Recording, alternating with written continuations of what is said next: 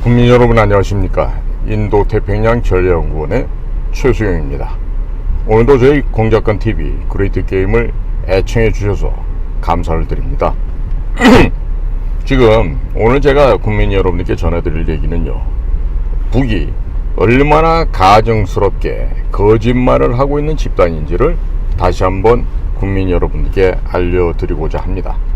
다름이 아닌 1953년 7월 27일은요 중국 공산당과 북한군 그리고 유엔군의 대표가 판문점에 모여서 휴전협정을 조인했던 바로 그날이죠.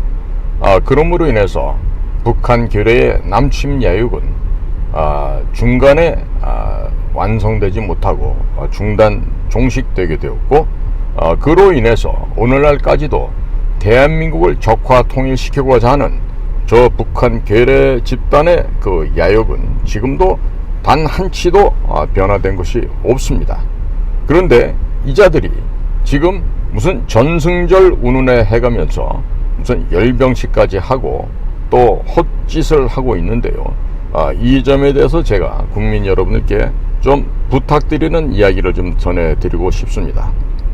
지금 북한 괴뢰 도당들, 그냥 북괴라고 하겠습니다. 북괴가 가짜 전승절인 7.27 정전협정 체결일 날 70주년 행사를 평양 김일성 광장에서 요란하게 개최를 하였습니다. 그런데 이렇게 요란하게 중국과 러시아의 형님들을 모셔다가 이런 행사를 했지만 이것을 우리가 좀 요약해 보면요, 세 가지 정도의 그 지향하는 방향성이 있었고요. 또 세 가지가 없거나 부족했으며 세 가지가 특이했다는 점을 지금 요약해서 말씀드리고 있겠습니다. 즉, 보여졌던 세 가지 방향에 대해서는요, 김정은이가 이 중국과 러시아 형님들을 모셔다가 이 야간에 열병식을 하고 또 무기 전람회 같은 기획 연출쇼를 감행을 했습니다. 자, 그것을 통해서 첫째, 자신이 현재 하고 있는 김일성 왕조 독재 세습 체제의 치적을 과시를 한 점입니다. 그래서 큰 집 형님들을 모셔다가 이렇게 체제 결속을 다지면서 대내외적으로 나는 건재하다, 나는 훌륭한 지도자라는 것을 지금 북조선 인민들에게도 다시 한번 쇠뇌를 시키고 있다, 이런 말씀을 드릴 수가 있겠습니다. 그리고 이 무엇보다도 중국, 러시아 큰집 형님들과의 이런 밀착된 연대 관계를 부각을 시켰습니다. 그렇게 해서 앞으로 동북아시아 이 급변하는 상황 속에서 우리 북괴와 중국, 러시아 이 3개국은 국제 정세 변화에 대해서 공동으로 대응해 나가겠다고 하는 허황된 의지를 반복해서 지속적으로 지금 송출을 하고 있습니다. 그리고 세 번째 보면은요, 우크라이나와 전쟁을 하고 있는 러시아 측에 대해서는 군사적인 측면이나 아니면 민간적인 측면에서의 협력 분야를 확장시키고 또 논의를 하고 있음을 직간접적으로 시사하는 데 진력하고 있다, 이렇게 볼 수 있는데, 실질적인 상황은 북한 괴뢰가 이미 러시아 측에게 포탄을 상당량을 제공을 했을 뿐만 아니라 경보병 여단에서 제대했던 제대군인 이들을 월 그동안 1만에서 2만 명 수준으로 계속해서 러시아로 송출했던 상황이 있습니다. 이것은 첩보인데 아마도 미국의 CIA나 DIA 같은 그런 그 정보기관에서는 이미 제가 이야기하고 있는 이 이야기들을 이미 다 입수해서 또 현장 가서 확인을 했을 것으로 믿습니다. 자, 이 얘기는 뭐냐면요, 이미 러시아도 소위 재래식 포탄 이런 측면에서는 상당 부분 넉넉하지 않았을 수도 있겠다라고 하는 점이고요. 그리고 특히나 이 전쟁에서 이 승패의 결정짓는 결정타는요, 이 포병입니다. 이 포병의 이 포사격 능력과 그 포사격의 정확도가 얼마나 중요하다고 하는 것은요, 이번 러시아 우크라이나 전쟁에서도 여실히 입증된 바가 있습니다. 때문에 이 김일성 왕조 세습 독재 정권을 유지하고 있는 김정은이는 이러한 중요한 계기를 또 아주 악용을 해서 해먹고 있는 거죠. 이 거지만도 못한 새끼가요, 이 지 직함 앞에다 붙이는 구호는 이렇습니다. 조선노동당 총비서이죠.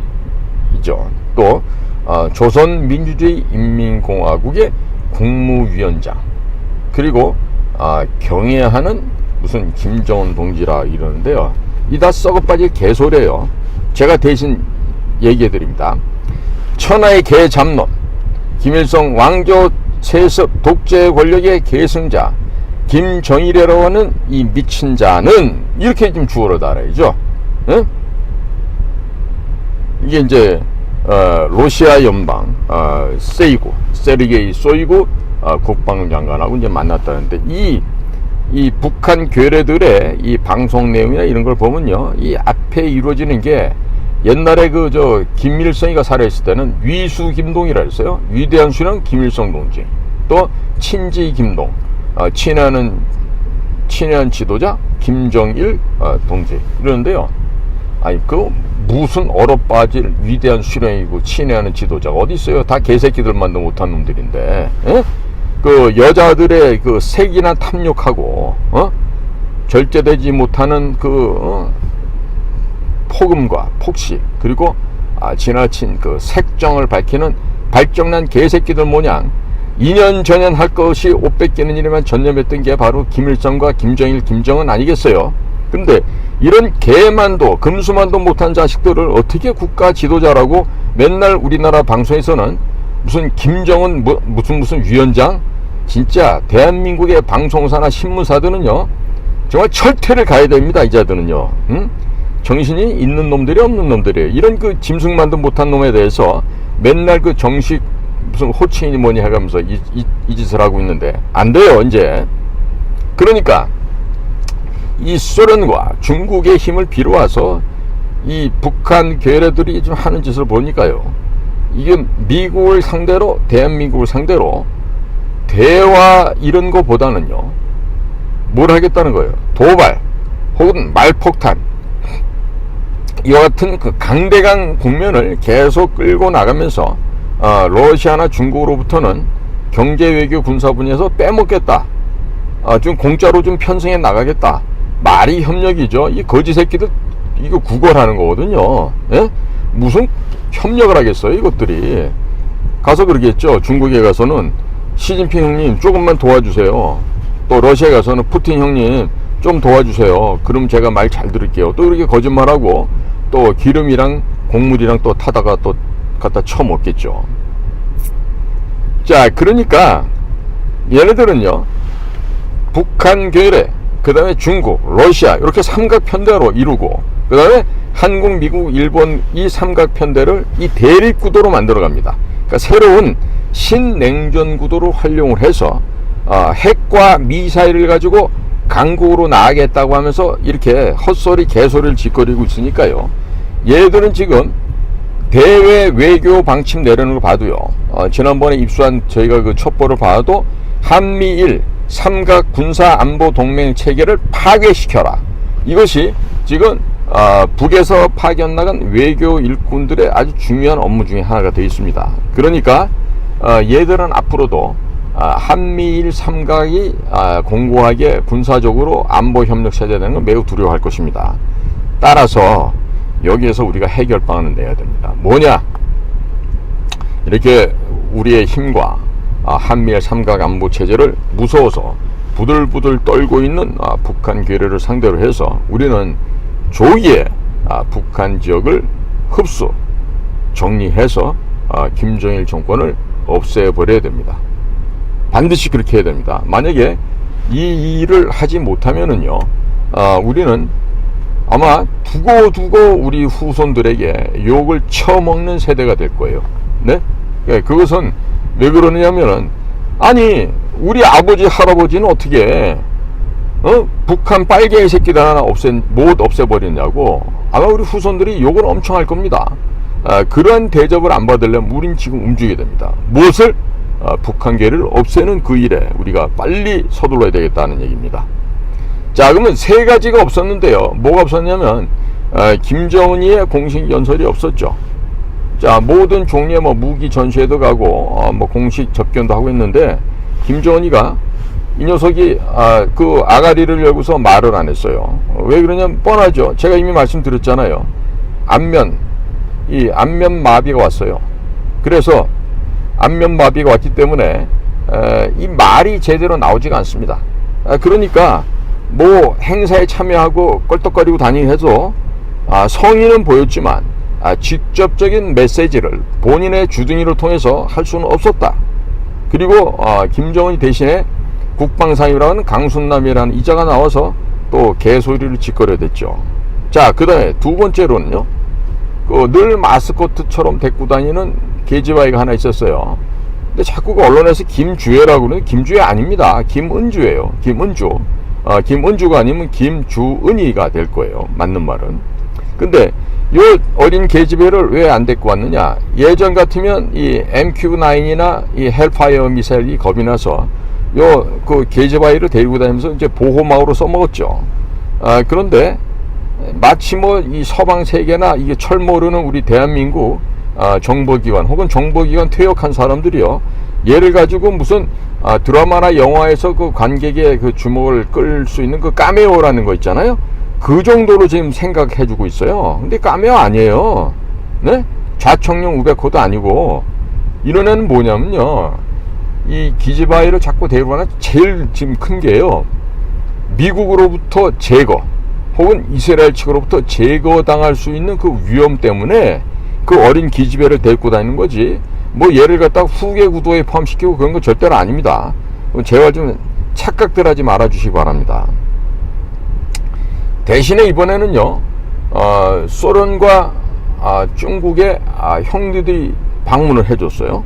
자, 그러니까 그 소련과 중국의 형들을 마치 좌우에 딱 거느리고 있으니까 MQ9 같은 그 무인 비행기에 가서 헬파이어 미사일 쏘기가 어려워진 거죠. 왜? 중국이나 소련 사람들이 죽게 되면 곤란하지 않습니까? 그래서 이번에도 그와 같은 쇼를 했다, 이렇게 보여집니다. 그 다음에 세 번째는 뭐가 없었냐면요, 행사장에 나타나는 모든 사람들의 입에는 마스크가 씌워져 있지가 않았습니다. 자, 그 얘기 뭡니까? 이제 북한이 코로나로부터 안전한 지역이다, 이렇게 대외적으로 안전을 과시하면서 그리고 조만간에 국경을 개방할 수 있지 않을까, 이런 가능성을 열어줬다고 하는데요, 속지 마시기 바랍니다. 이거는요, 지금 정은이가 거의 그 마지막 발악을 하고 있다고 저는 봅니다. 죽지 않기 위해서, 살아남기 위해서 지금 발버둥을 치고 있는 것이니까, 이 마스크가 없어졌다고 해서, 아니 여기 지금 한국 서울에서도 지금 나날이 요즘 코로나 환자가 늘어나고 있는데 무슨 북쪽에 제로 코로나가 됐겠어요? 절대 그렇지 않습니다. 이런 것에 대해서는 속지 않아야 된다는 말씀드립니다. 자, 그 다음에 세 가지 특별한 점이라고 굳이 이야기한다라면은, 우리가 그 박물관에 가면은 그 박물관에 대해서 전시되어 있는 작품이나 여러 유물이나 이런 것에 대해서 그 설명해 주는 거 있죠. 그걸 보통 우리가 도슨트라고 얘기합니다. 그 도슨트 그 해설사 역할을 정은이가 했다, 이렇게 얘기할 수 있겠는데요. 이것은 물론 이제 걸어 다니긴 아직 하는데 실질적으로 정은이라는 놈이 무슨 러시아어를 할 줄 알아서 쏘이고 러시아 국방부 장관에게 이건 무엇입니다 얘기는 전부 다 누가 하죠? 옆에 그 러시아말 할 줄 아는 통역하는 친구들이 하죠. 예, 그러니까 이거는 완전히 쇼예요, 쇼. 그리고 무기 해설사 도슨트 역할을 정은이가 할 수 있겠어요? 그러니까 이거는 뭐냐면 밑에 있는 애들이 주로 과잉 충성을 하면서 러시아 대표단, 중국 대표단의 환심을 사기 위한 이례적인 모습을 보여주었다.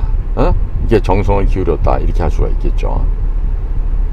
그리고 이제 러시아에서는 지금 이제 국방장관을 보냈어요. 그런데 중국은 요보다는 조금 격을 낮췄습니다. 아무래도 이제 시진핑이 미국과 지금 다시 화해를 하고 미국한테 물건도 팔고 해야 되니까 우리의 그 국회의장에 해당되는 중국에는 전인대라는 게 있습니다. 그래서 그 전인대 상무위원회의 부위원장인 리홍중이라는 자를 파견하는 데 그쳤습니다. 그러니까 통상적인 의존을 갖다가 이제 행사를 하도록 그렇게 중국 대표단을 구성한 것으로 보여집니다. 자, 그러니까 이것은요, 김정은 측에서는 이미 러시아에게는 포탄을 비롯해서 적지 않은 무기들을 이미 수출을 하고 있습니다. 즉 군사 협력이 많이 강화되어 있었죠. 그러니까 뭐 그런 것들은 이미 진행되고 있지만 그것을 포장하기 위한 하나의 미봉책에 지나지 않는다, 이런 말씀을 드릴 수가 있겠고요. 그 다음에 신형 무인 정찰기, 우리 그 글로벌 호크 같은 아주 유사한 것이 지금 발견이 되었는데, 이러한 그 무인 정찰기나 공습기들이 열병식에 이제 전격 공개가 됐죠.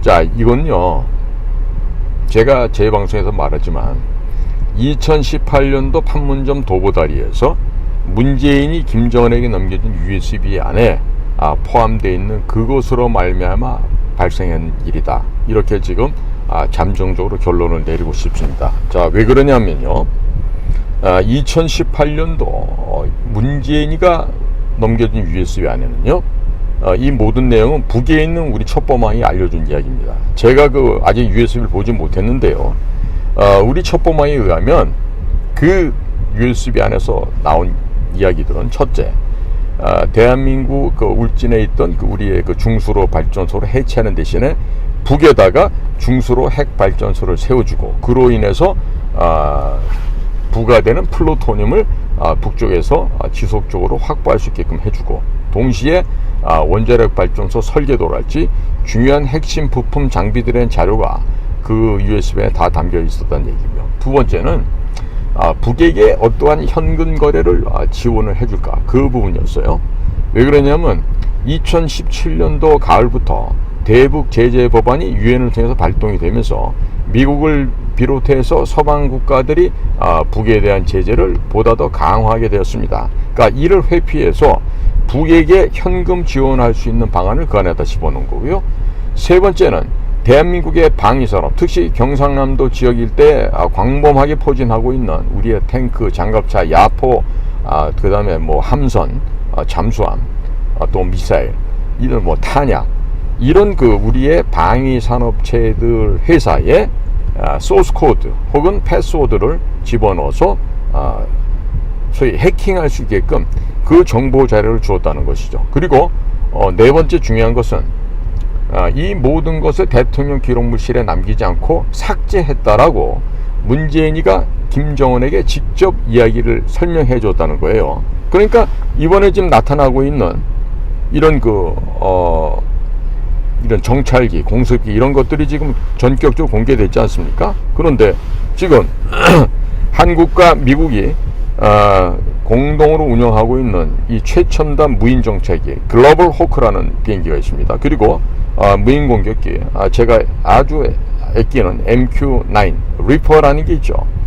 이 두 가지의 이 정찰기와 무인 공격기와 너무나도 흡사하기 때문에 많은 전문가들도 놀랐는데요. 저는 100% 대한민국의 이 군수물자 생산하는 공장에 소스코드나 패스워드, 이런 것들이 접근 가능한 방법이 USB를 통해서 북으로 넘어갔고, 그동안 5년여에 걸쳐서 충분히 대한민국의 산업시설을 도둑질을 해서 북한 괴뢰들이 그러한 무기들을 만들었다고 저는 그렇게 보고 있습니다. 자, 이미 북한 괴뢰는 핵무기와 미사일의 비대칭 전력을 통해서 우리보다 재래전 전력에서는 한참 뒤처지지만 이 핵무기를 통해서 완전히 이 상황을 뒤집어 버렸습니다. 그래서 이런 비대칭 전력에 있어서 우리가 핵무기 때문에 절대 열세에 있는데도 이 첨단 무기에 있어서도 자기들이 앞서 나가고 있다는 것을 이번에 기회를 통해서 보여줬죠. 그리고 우리는 이 모든 사항들이 이 해킹에 의해서 우리의 첨단 기술이 탈취되었다, 절취되었다. 그래서 북쪽 애들이 다 훔쳐간 이후에 베껴서 이런 짓을 했다라고 우리는 단정적으로 다시 한번 재점검을 해야 될 것입니다. 그 언론이나 이런 데서는요, 무슨 단기, 중장기 대비책을 강구한다는데 이 단기, 중장기 대비책 필요 없어요. 가서 우리 안에도 암약하고 있는 간첩들이 있어요. 때려잡든지 아니면 어떻게 그 망이 뚫렸는지 그걸 역추적해서 역으로 북쪽 애들 것을 공격하는 것이 최선의 방책입니다. 즉 최선의 공격이 최선의 방어라는 것을 잊지 말아야 되겠습니다. 그리고 무슨 언론에서 나온 얘기는 우리가 다른 무슨 움직임이 있다고 하면서 7월 27일 날 우리 다부동 백선엽 장군이 전승을 했던 그 지역에서의 이승만 대통령과 트루만 대통령 두 분의 동상이 경상북도의 도움을 받아서 이게 건립이 됐다는데, 이건요 부끄러운 줄 알아야 되는 얘기입니다.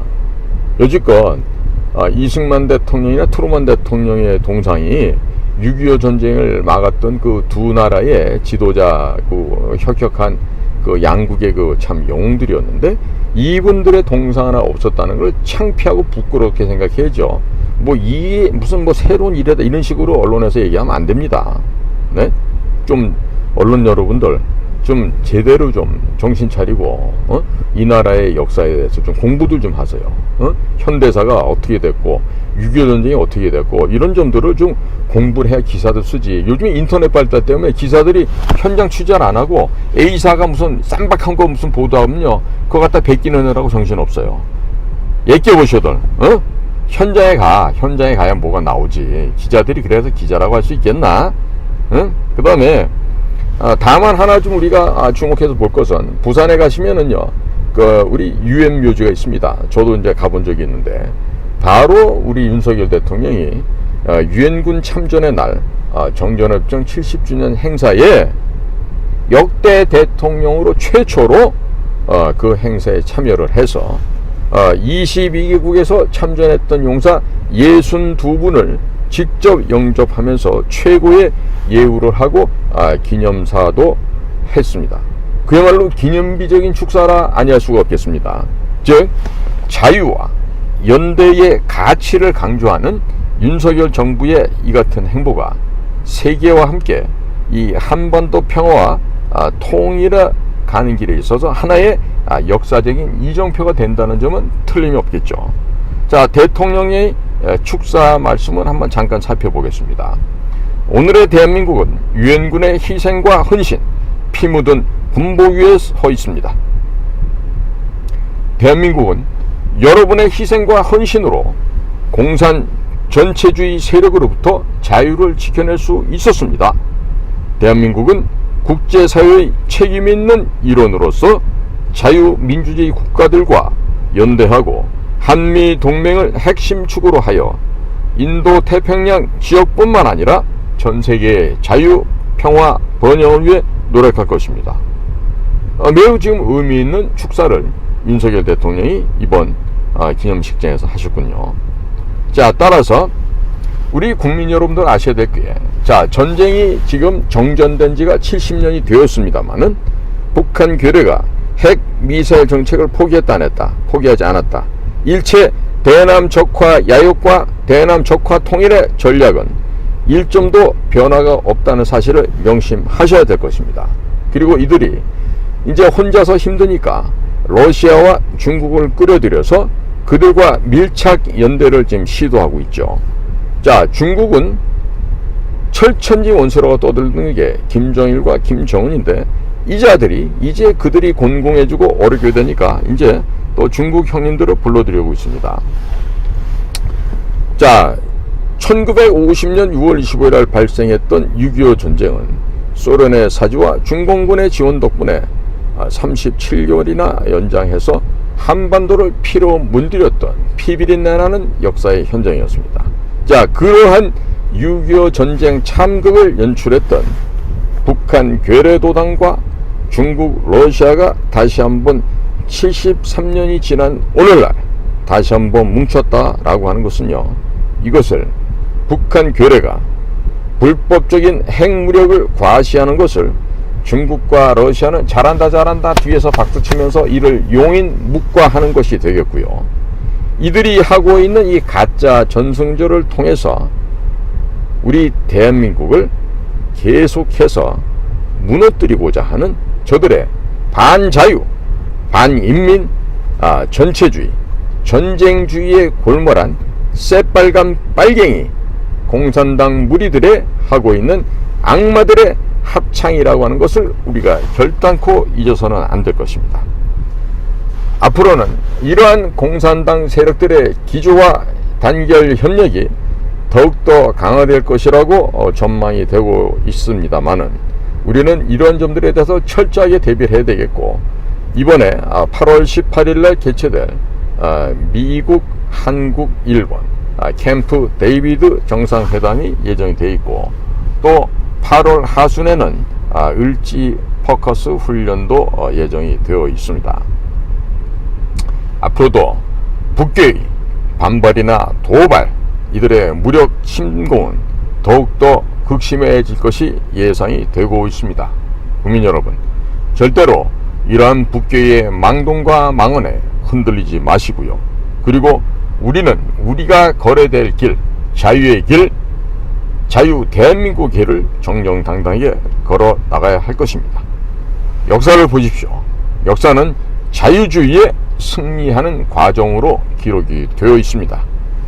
우리 모두가 북괴의 위협과 공갈에 대해서는 철저한 경계와 함께 불태전의 의지를 가지고 반드시 적을 섬멸해야 되겠다는 그러한 의지를 더욱더 가져주시기를 바라고요.